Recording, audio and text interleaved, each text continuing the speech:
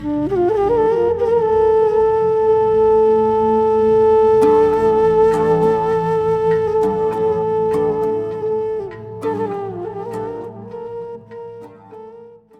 good day and welcome on day 7 of our Lenten series, Eyes on Jesus. Today, Jesus is your refuge and shelter. And this is taken from Hebrews 6:18. And it says this, that by two immutable things, now immutable is things that cannot be changed, in which it is impossible for God to lie, we might have strong consolation, who have fled for refuge to lay hold of the hope set before us. And this hope we have as an anchor of the soul, both sure and steadfast. Now, the words that are used here is we have fled for refuge. And this is a direct link to the cities of refuge in the Old Testament. Now, when Israel entered the Promised Land after they'd come out of Egypt, God appointed 6 cities in Israel where if you had killed someone, you could flee to in case the family or friends had caught up with you before you were actually judged. And you could flee there and be safe. And it says in Numbers 35 verse 12 about these cities, it says, "They shall be cities of refuge for you from the avenger, that the manslayer may not die until he stands before the congregation in judgment." So if you were found to have committed manslaughter and not murder, then it tells us in Numbers 35:25, it says, "So the congregation then shall deliver the manslayer from the hand of the avenger of blood, and the congregation shall return him to the city of refuge where he had fled, and he shall remain there, safe, secure," that's where he was going to stay, "until the death of the high priest, who was anointed with the holy oil." He could not be touched by the family.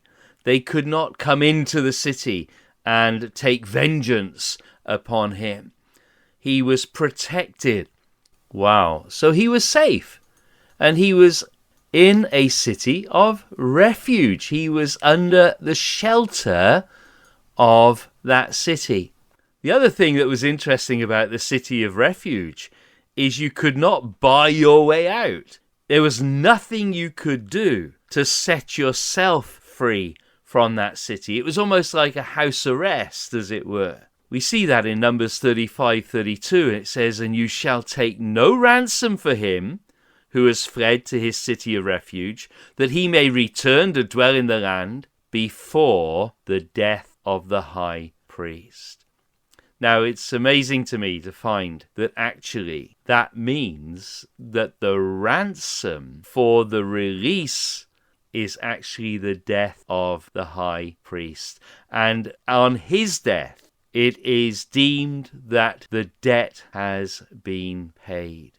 Let's fast forward to the New Testament, Hebrews chapter 9, verses 11 and 12.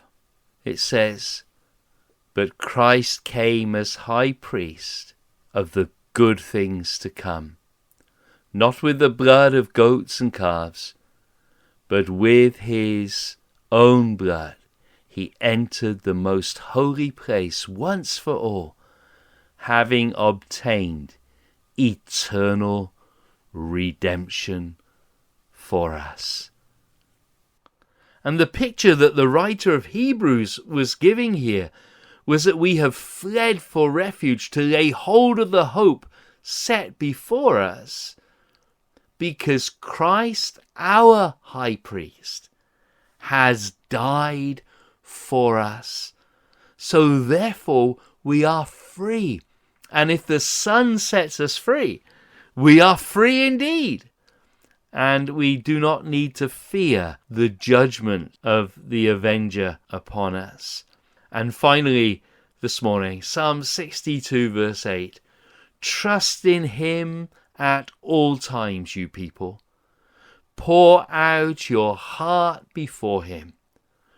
God is a refuge for us.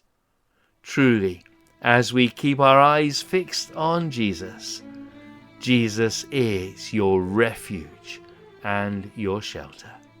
Well, the Lord bless you. I look forward to sharing with you again tomorrow.